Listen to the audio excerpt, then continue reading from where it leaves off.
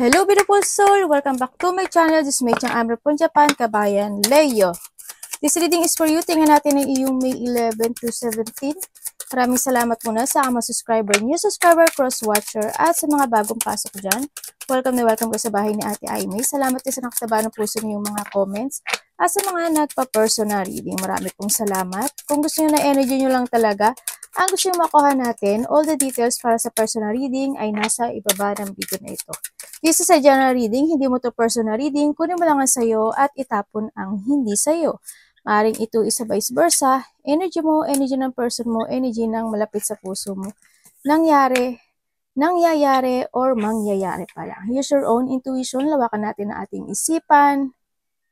Gawin niyo lang itong guide kasi kayo pa rin ang makapagpapabago ng inyong pamumuhay. Okay, Leo. This is the time, na kailangan mo nang i-chase ang iyong dreams. No? Kumbaga, nandito yung sitwasyon na may mga you need to commit din kasi, sa bagay na to eh. Kailangan mong panindigan. Kumbaga, kailangan mong mag-advance thinking sa mga bagay o sitwasyon mo this time. Sa nakikita ko dito, this is the time to begin yung mga bagay na gusto mong gawin into your life. No? Kasi nagkakaroon siya ng, parang hindi yung point na on and off yung action mo. Sa nakikita ko dito, it's stuck siya actually. No, nai-stuck siya and you need to commit dun sa bagay na yun. Kasi, kailangan mo mag-umpisa na. Kailangan mo ngayon is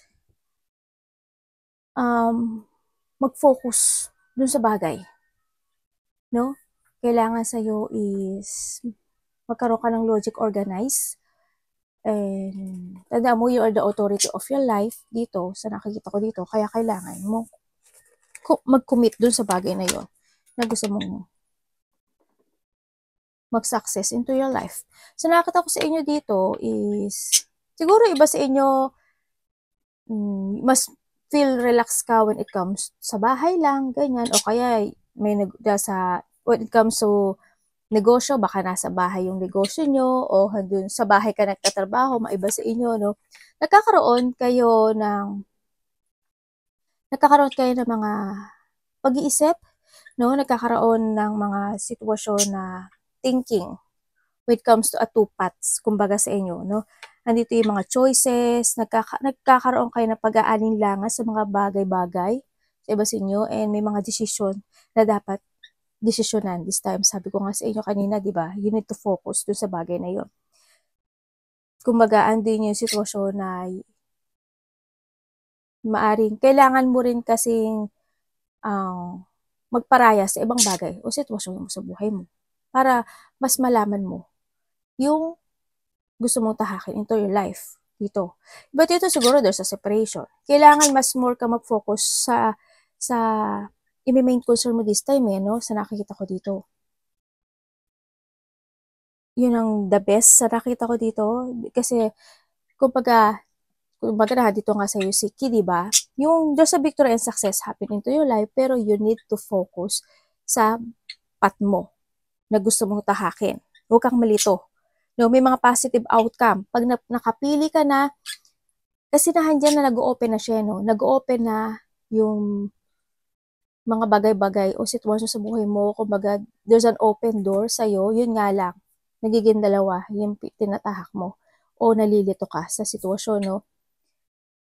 Kailangan lang sa'yo siguro is mas malaman mo yung katotohanan when it comes to yourself, kung ano yung talaga yung i-focusan o i-main concern mo. Kailangan sa'yo is pagbabalik ng confidence or you need, no? You need. Tataan mo the fulfillment, the idea, and then yung mga answer o solutions nasa sa'yo, no? Kasi nag-a-unlock na siya, no? Nag-a-unlock na siya kasi yun yung pangarap mo, di ba? Kailangan mo panindigan yung bagay na yun. Kasi desire mo yun. You need to take action doon sa bagay na yun. You need to create yung sarili mo. I-forward mo yung mga plano mo to grow, magkaroon ka ng progress, ilaya mo yung sarili mo sa sitwasyon na hindi nahatakin ka niya pa ba. Kumbaga, kailangan mo lang talaga mag-explore sa kung natahak mo ngayon. Yun ang the best para sa'yo. Pero tayo Sagittarius, Leo, Libra, Cancer. Umagahan din yung mga bagay. Anything, achievement, wish, yung mga dreams mo, kailangan mo yun i-progress yung goal na yun, ano. Siguro iba sa inyo nagkakaroon ka ng progressing, di ba? Ituloy nyo yung progressing na yun. Pero syempre, kailangan alam nyo kung ano yung tututukan nyo. Kung kailangan nyo maging flexible, okay lang din, it's good yun. Diba? At least, you have a two path into your life. Diba? Kumbaga, may dalawang option. Pero, kailangan mo timbangin yun. Kailangan is makontrol mo yun at mabalanse. Tingnan natin ang energy mo. Iba sa inyo may privacy? O you want talaga ng privacy? Tingnan natin. Kailangan sa'yo is lahat is balance, ha? Balance and control and focus. Kasi nag-open nag-unlock no? Nag-unlock na ang lahat. Kasi tutusin, nasa sa'yo yung success. Nasa sa'yo na. Nasa harapan mo na. Energy ni Leo, 11 to 17 position.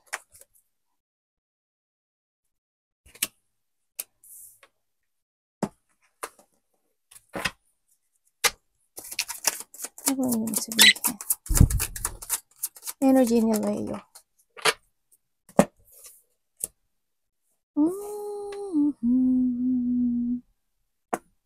Okay. Okay, so nakikita ko sa'yo, ang energy mo,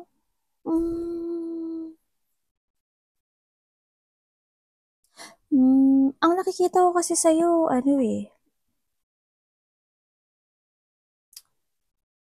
meron kang mga idea. Meron kang mga idea na maaring hindi mo siya na-furso, no, sa nakikita ko dito. Yun.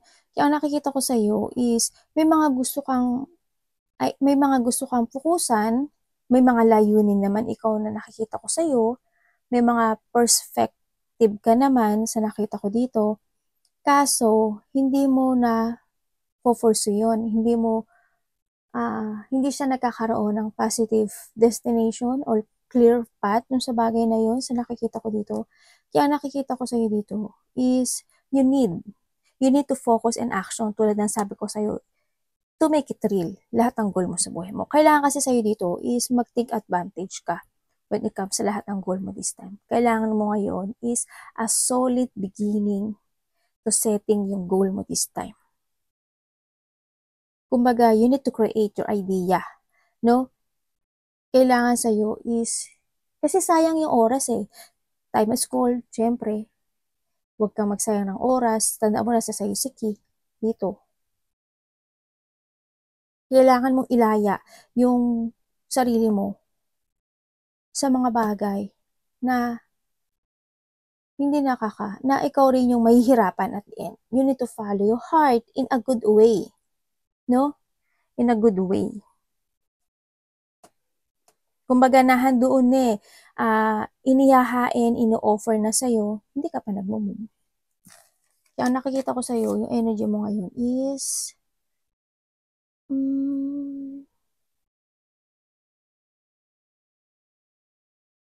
medyo hindi ka nakaka-focus. Yun ang nakikita ko sa'yo.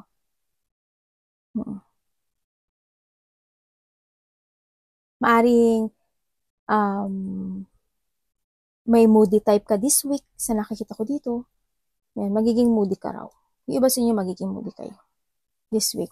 Siguro, kikilos ka, hindi kikilos. O kaya, a moody attitude, mga ganyan sa nakikita ko dito. Meron ako na nakikita dito. Tao. Tao makasarili. Maaring sarili niya lang iniisip niya. Nakikita ko sa kanya, may pagtatampo siya, no? Or maaari ikaw ito. Or andito yung situation na may tao na hindi ko alam kung kasi medyo may pangliling lang yung tao na yun. Yung parang nagpapanggap siya sa'yo. Yun ang nakikita ko. Mm. Maaring kung maaring ito kung ano kung pag nagsasalita siya is exaggerated, ganyan. Yung hanggang kung baga siya yung tao na papasakayin ka niya sa mga sinasabi niya. Kaya kailangan mong mag-trust sa intuition mo. Kasi hindi siya makakatotohanan. Pero nasa sa'yo pa rin yun. Or maaring ikaw rin ito. Tingnan natin ang parating kay Leo this week.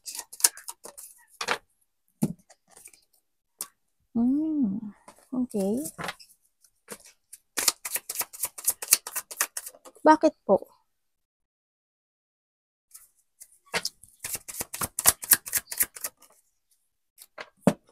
Okay, ang parating sa'yo. Okay. Ang parating sa'yo, alam mo, nalo-loss of control ka. No, malo-loss of control ka this week sa nakikita ko when it comes to a decision making. Sa mga pagpapasyahan mo, sa nakikita ko sa'yo, yan, there's a loss of control happen. And then also, handito yung sitwasyon na magkakaroon ng delay sa'yo. No? Kumbaga, yung iba sa inyo, maaring may mga bagay o sitwasyon sa buhay mo na naulit na noon to mauulit ding muli. Kumbaga, nawawala ka sa direction mo, no? Kumbaga, mas pinipili mo yung direction na gusto mo. Kumbaga, andun yung nagiging sigsag yung destination mo this week sa nakikita ko dito. Kaya, maaring may mga naganap noon na muling maganap muli ngayon sa nakikita ko dito. Kumbaga, yung pagbabago ng buhay mo, hindi ka open arms. Open arms? Kumbaga, unwelcome. Ganyan. Unwelcome ka to change, no? Sa nakikita ko sa iyo. Sana hindi. No? Sana hindi naman. Sana, mag-focus ka to begin a project or to take it action sa iyong mga new idea this time or ando yung sitwasyon na kailangan mo kasi ngayon is self-confidence.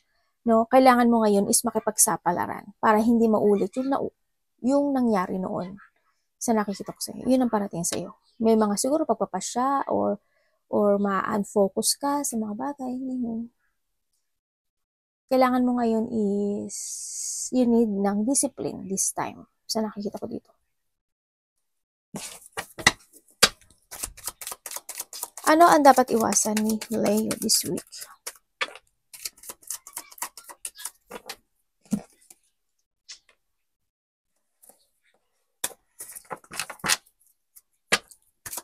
Bakit po ito ang dapat niyang iwasan?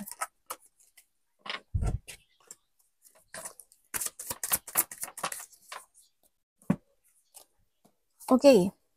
Ang dapat mo daw iwasan, yung mga bagay o sitwasyon na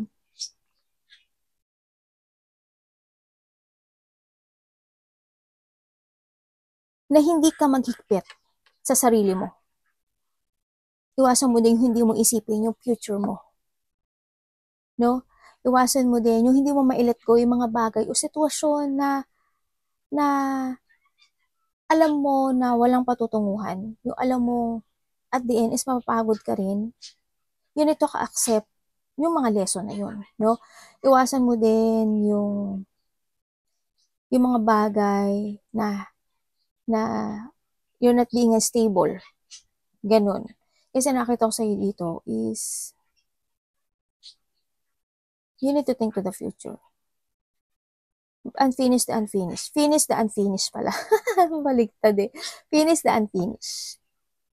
Kailangan mo kasi, balatan mo yung sarili mo in your old version. Parang gano'n, yung shading the old of you, mga ganyan.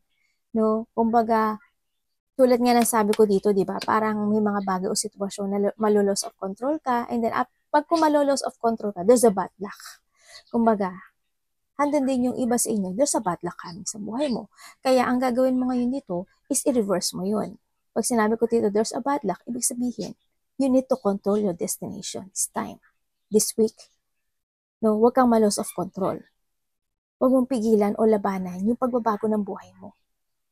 Huwag kang magpakagambala sa mga bago sitwasyon na darating sa buhay mo. Kasi pag nagpakagambala ka dun, magdi-delay-delay yun. Yung cycle ng buhay mo, magiging bad luck talaga siya. Kasi hindi ka magsasucess sa buhay. Diba? Parang wag kang bahala na. No? And then, iwasan mo din yung isang bagay o sitwasyon na mapabayaan mo yung mga bagay-bagay o sitwasyon sa buhay mo, lalo na when it comes to your stability, sa family mo man yan, sa trabaho mo man yan, your future, syempre, mga ganung bagay. Iwasan mo din yung ma-mental trap ka sa mga bagay o sitwasyon mo kasi yun yung isa sa'yo na makakapagpapa down sa'yo. Diba? Darating yung time sa buhay mo na magkakaroon kang regret. Darating yung time sa buhay mo na mag-fail ka. Ayaw ko lang yun. Kaya nga i-reverse mo yung mga sinasabi ko. Tulad, tinuruan ko na naman kayo eh. Kailangan sa'yo is paghigpitan mo yung sarili mo. Hindi na yung kailangan na sabihan ka pa ng ibang tao. No? Tingnan natin. When it comes to love is sa lahat kapatid, anak, magulang, dalawa talaga. Sarili. Okay, when it comes to love.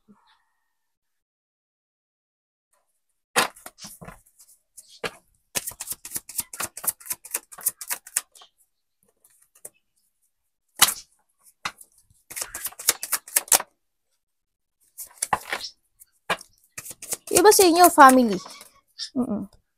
Kasi dito si family. Iba sa inyo, family, related.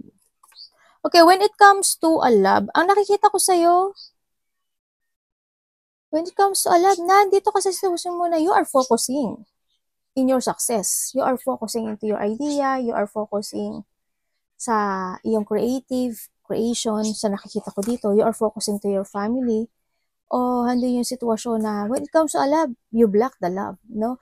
Kumbaga, handi yung sitwasyon na maaring iba sa inyo, hindi kayo nag-iisip ng, ay, gusto ko ganyan, no? Ang focusing nyo kasi ngayon is your family, your creation, o yung mga wish come true mo sa buhay mo. To change, no? Oo, naiisip mo, o naaalala mo yung mga nakaraan, o na-reminiscing mo yung mga tao na nagdaan sa buhay mo. No? Hanggang doon lang sa nakikita ko dito. Pero nagiging ano ka ngayon eh. Parang you abandon din muna yung bagay na yon. Kasi ang nakikita ko dito is maaring i-chase mo muna yung dreams mo this time. Sa nakikita ko dito kasi nahandin yung mga painful situation happen in the past eh. No? Sa nakikita ko dito na mas naaalala mo yung sakit o mas naaalala mo yung sadness o yung disappointment yung bagay na yun, o yung naging problema talaga in the past. Kaya ang nakikita ko sa'yo ngayon is you're not decision. Wala pa sa decision mo yung love. So, iba sa inyo, if you are in a relationship, sa nakita ko, maaring yung karelasyon nyo, may family siya or maaring ikaw yung may family, sa nakikita ko dito. Yun. Maaring isa sa inyo, nagiging alam naman ninyo na merong kayong kahati sa love na yun, no? O nagbubulag-bulagan na lang kayo. Yun ang nakikita ko dito. O kaya naman, sa iba naman, if wala namang karelasyon yung partner nyo or ikaw wala kang karelasyon o kayo lang talaga, maaring may mga bagay o sitwasyon na hindi mo masabi or may mga siya hindi niya masabi sa'yo. Yun ang nakikita ko dito. Kung kayo is single naman kasi maraming single. Iba siya, binilak niya na yung taong to. Maaring kung kayo sa separation o separated kayo, maaring bilak mo siya o bilak ka niya. Maaring wala nang pag-uusap. Sa nakita ko dito. Yun. Pero maaring isa sa inyo, andun yung kahilingan na magkaroon ng pag-uusap. Pero nahandun yung sitwasyon na maaring nagkakaroon ng fear o natatakot siya, no? Hindi niya alam, ikaw or siya ha, hindi niya alam kasi kung tatawagan ka niya, kakausapin ka niya, itetext ka niya, hindi niya alam. So, nakakita ko dito. Nagkakaroon siya ng controlling when it comes sa kanyang emotions o sa mga gusto niyang action this time, no? Kaya nagkakaroon, kumbaga itong taon na to may choices sa buhay niya. Nagkakaroon siya ng choices. Tingnan natin ang money this week ni Leo. Naku, money mo. Medyo hindi maganda. Bakit po, universe? Sa tingin ko, alam mo naman to. Okay. When it comes to your money, ang nakikita ko sa'yo dito, oo, ang dami mong pinagdaanan. No? Handun yung mga situation na nahirapan ka talaga when it comes to money. Nahihirapan ka, pero siguro this time, may mga point ng buhay mo na nagdi-decide ka na siguro this time, no, na kung ito ba is tama, ito ba hindi, ganyan. Nahadun ka na sa point mo. Oo, may mga time na nai-enjoy mo, ini-enjoy mo yung sarili mo, kumbaga ini-enjoy mo yung the fruit of your labor and success. May mga time din naman talaga na pinag-iisipan mo kung dapat ko bang bilhin to, dapat ko pang pagkagastusan to, dapat ba, hindi ba dapat. May mga point kang gano'n, no? Kasi siguro sa dami na rin na pinagdaanan mo in the past, na ikinabaksak mo, na kinahirap mo, no, sa nakita ko dito. And this is the time na rin naman talaga. Tama naman din, yung iba sa inyo, maaring you're using your head when making a decision when it comes to a money. Pero kung titingnan ko dito is, hindi pa siya totally successful na ganun kalaki, no? Kumbaga, maaring yung iba sa inyo, when it comes to money, may mga revelation o may mga the unexpected situation happen, siguro sa tingin ko alam mo to no? Sa iba sa inyo, kumbaga halimbawa, nagbigay ka ng effort and hard work when it come in the past month, and then maaring alam mo sa sarili mo kung magkano na yung sasahudin mo. Yun nakikita ko sa'yo, alam mo. Maaring nakakaroon ka ng emotions when it comes doon sa bagay na yun. No, and this is the time na rin siguro na mag-focus and mag-commit ka to develop yung bagay na yun. No? Kasi pwede na this is the time na mag-start ka ng new journey sa buhay mo. Yun. Kasi sa ngayon, I hope hindi siya ganun talaga ma-stuck. Kasi may mga bagay o sitwasyon na kailangan mo ikat sa sarili mo. Sabi ko nga kanina, kailangan mo mag-focus at kailangan mo ng disiplina at logic organized when it comes sa papatakbo ng pera mo. May mga revelation. Kaya there's a massive changes happen when it comes to a money. May pumapasok naman, pero hindi siya ganun ka-success. Hindi siya ganun kalaki dito. Nai-stuck kasi siya. Siguro this is the time na mag-focus ka, no? Hindi naman kay lahat kasi may dito si 3 of Cups, ibig sabihin may mga pumapasok talaga. Pero 3 lang kasi siya dito. No? Kailangan ma-manage mo. Pero kung kontento ka na dyan, okay lang din sa'yo. Okay naman yun. Tandaan mo, nasa sa'yo si Key. Any opportunity? Leo. This week. Siguro this week, maaring gagastos ka kasi nakikita ko dito, iba dito maaring may tao na mag-aaya, no? Baka ayain ka o may lalabas. Maaring mailabas ka na pera this week. Alam ko naman na lahat tayo naglalabas every day ng pera. Maaring iba dito siguro is may tao na maaring kasamaan mo sa trabaho or kakilala mo, kapatid mo, friend mo, o sino man siya na maaring ayain ka niya, no? Yan, maaring may mga collaboration, may mga gathering, ako nakikita. Pero you decide if sasama ka o hindi. Ganun. Maaring may mga pupuntahan kayo, mga parties, o may pagkakagastusan ka when it comes to a party. Mga celebration, ganyan.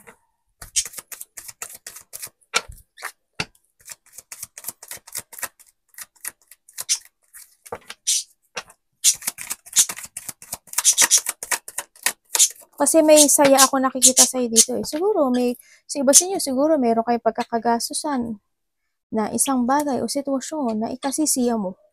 Maaring ganun sa iba. Pero ingatan mo pa rin. The Fool. Bakit po the Fool ang opportunity? Dalawa na yung tower mo.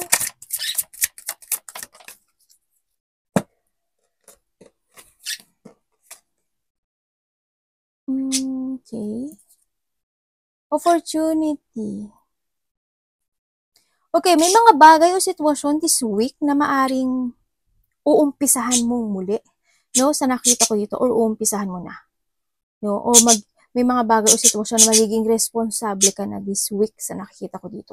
Kasi andito na si pag-uumpisa. Maaring sa business mo, maaring sa trabaho mo. Kasi siguro mahando ka na sa situation na marirealize mo na siguro na, ay, konti lang yung sinahod ko, mukhang hindi nagsasucess yung mga idea ko, mga ganun. Siguro this time magiging responsable ka na.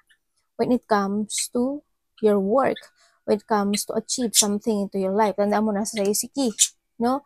Yan, magkakaroon ng mga pagbabago. Siguro, ilalaya mo yung sarili mo sa isang bagay o sitwasyon na ikakabaksak mo.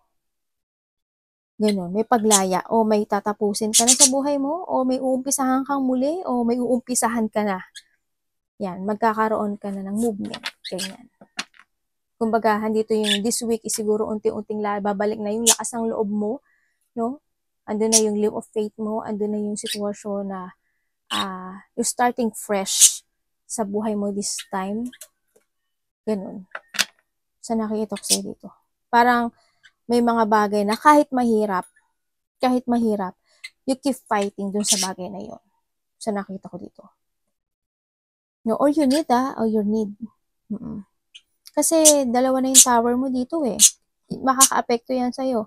Dito, kumbaga, this is a time na magkaroon ka ng renewal sa sarili mo. Dito.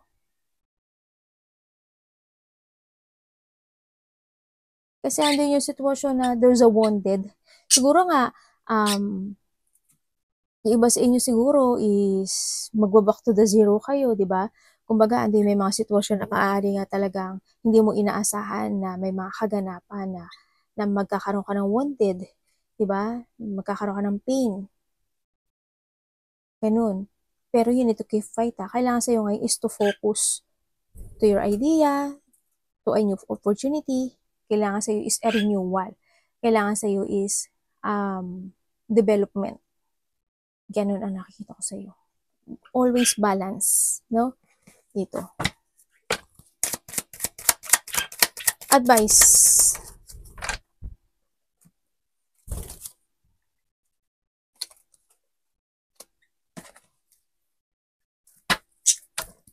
Leo, bakit po Justice Universe ang advice niya? Yung angel mo lumabas.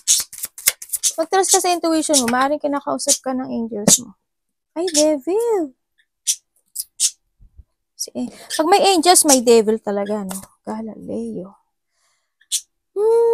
Okay, sa ngayon, sa nakikita ko sa'yo ngayon, ano? Okay. May mga bagay o sitwasyon na maaring nagkakaroon ka ng pagkatamad, ano, this week. Oo, kumbaga na-imbalance ka siguro. May mga sitwasyon na you need to clarity. No, may mga bagay o sitwasyon na kailangan mo mabalanse. No? Ang nakita ko sa'yo dito, maaring may impatient ka or may feeling tatamarin ka o kaya magkakaroon ka ng kasi mapanghinaan ka parang siguro lack of energy, lack of idea, lack of creativity, kumbaga, kasi nga tamad ka nga, 'di ba? Lack of goal, lack of plan, mga ganun. Kasi ganun yung mafe-feel mo eh. Sa nakikita ko dito eh. Maaring ayaw mo magkikilos sa ganyan. And then also, may mga bagay o sitwasyon ako na nakikita ko na kailangan mo nang umpisahan eh. May mga bagay o sitwasyon na kailangan mo nang aksyonan dito, no? Kumbaga, taking to the higher path sa nakita ko dito kasi nai-stuck ka ngayon. Kaya ang advice sa'yo, ang sinasabi dito is you need to decide. This is a decision making na kailangan mo magkaroon na ng clarity, no? A clarity to move forward, to jump to your passion, and then syempre, be creative, no, sa nakikita ko dito, and then syempre, take it to the higher path. Kailangan sa'yo kasi is,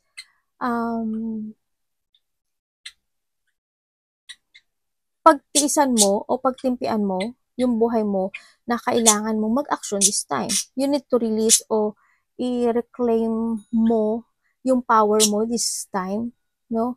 Kumbaga, wag ka magpa-stuck sa mga bagay o sitwasyon. Kailangan mo ngayon is panindigan. Kailangan mo ngayon is to let go o to move o to walk away with something into your life, no? Minsan tanongin mo yung sarili mo, ano ba talaga yung gusto mo sa buhay mo? Ano ba yung makakapagpabigay sa ng joy and happiness and fulfillment into your life, diba? Para mas alam mo sa sarili mo kung paano ka mag-action. Para alam mo sa sarili mo how you create yourself in a new you. O para alam mo sa sarili mo kung ano yung mga dapat mong balansihin at kontrolin sa buhay mo. Ganun ang fokusan mo ngayon. Kailangan sa'yo is strong will this time. Panindigan mo yung mga bagay o sitwasyon na, na naumpisahan mo na. 'Di ba? O kaya umpisahan mo muli. O gusto mo mag-umpisa, panindigan mo yun. Yun ang nakikita ko sa'yo. Kasi nasa sa'yo si Key. Nag-o-open na eh. Nag-o-open na siya pero nandito ka. Andito na yung victory and success eh. A-actionin mo na lang eh. No? Sa nakita ko dito eh. You need to move forward. You need to structure or to rebuild yung sarili mo this time. Focus to yourself. Focus to your success. Huwag kang ma-stagnant. Think of the future. Mag-isip ka sa future mo. Dito. No? Kasi, sayang if ever na ganun. No, i-reverse mo yung mga ano natin. Ganun. Kasi, hindi magiging maganda yung bunga nito if ever na hindi ka makapag-focus. Binibigay na sa'yo yung susi. Tinapasok na niya sa intuition mo yun. You need to move forward na lang. Alam mo sa sarili mo kung ano yung tama at mali. At you need mong aksyonan at itama yung mga mali mo, ha? Arigato namaste, God bless.